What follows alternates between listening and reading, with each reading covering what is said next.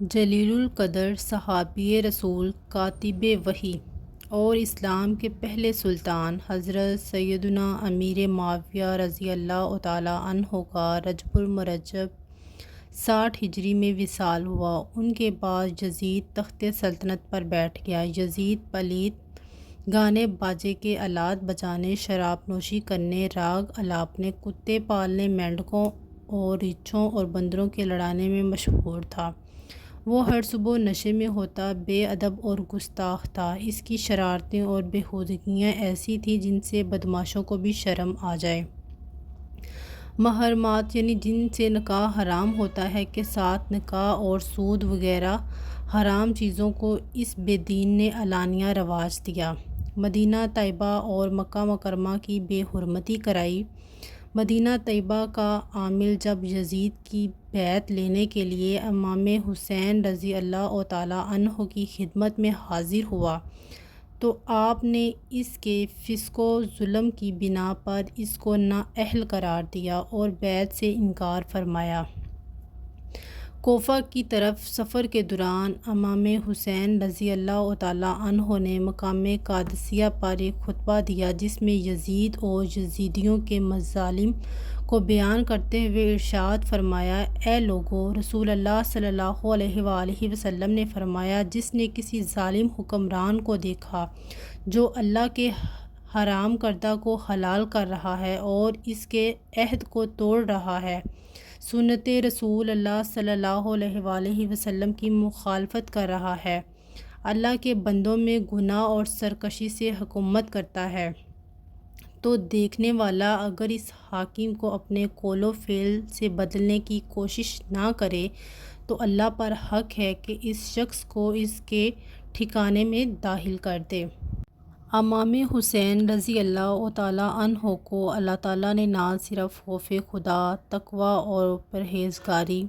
جرأت و بہادری اور حلم و بردباری جیسے عظیم اوصاف سے نوازا تھا بلکہ فراست، تدبر اور دور اندیشی جیسے اعلیٰ صلاحیتیں بھی عطا فرمائی تھیں۔ آپ رضی اللہ تعالیٰ عنہ کا یزید کی بیعت نہ کرنا آپ کی فراست اور دور اندیشی پر دلالت کرتا ہے، جس کے یہ اثرات ظاہر ہوئے۔ امام حسین رضی اللہ تعالیٰ عنہ نے یزید کی بیعت نہ کر کے تا قیامت حق و باطل میں فرق کر دیا۔ آپ کی بیعت نہ کرنے سے دنیا پر واضح ہو گیا کہ نااہل کو کبھی کوئی منصب نہ دیا جائے، اور اگر بالفرض وہ زبردستی کسی عہدے کو حاصل کر لے تو اہل عزمیت کو چاہیے کہ ہرگز اس کی اطاعت نہ کریں۔ اگر آپ یزید کی بیعت کر لیتے تو اس کی ہر بدکاری کے جواز کے لیے آپ کی بیعت سند یعنی دلیل ہو جاتی اور شریعت اسلامیہ اور ملت حنفیہ کا نقشہ مٹ جاتا۔ اگر آپ یزید کی بیعت کر لیتے تو یزید آپ کی بہت قدر و منزلت کرتا، خوب مال و دولت نچھاور کرتا، لیکن اسلام کا نظام درہم برہم ہو جاتا اور ایسا فساد برپا ہوتا جسے بعد میں دور کرنا دشوار ترین ہوتا۔ آپ کا یزید کی بیعت نہ کرنا اس کے فسق و فجور کو واضح کرتا اور اس بات کو پختہ کرتا ہے کہ احکام شرعیہ ایک عام آدمی اور حاکم سب کے لیے برابر ہیں۔ جس طرح عام شخص کا فسق و فجور سے بچنا ضروری ہے، اس طرح حاکم کا بھی۔ امام حسین رضی اللہ تعالیٰ عنہ نے اپنی فراست سے جان لیا تھا کہ یزید بیعت کے بعد اسلامی ریاست کا کیا حال کرے گا، اس لیے آپ نے بیعت نہ کی۔ آپ کی شہادت کے بعد یزیدی فوجوں نے مدینہ منورہ پر لشکر کشی کی، سینکڑوں صحابہ کرام علیہم الرضوان کو شہید کیا، مسجد نبوی شریف کے ستون سے گھوڑے باندھے، 3 دن تک مسجد میں لوگ نماز سے مشرف نہ ہو سکے، مدینہ میں خوب لوٹ مار کی گئی، مکہ مکرمہ پر چڑھائی کی گئی، پتھر برسائے گئے، حتیٰ کہ مسجد الحرام کا صحن پتھروں سے بھر گیا،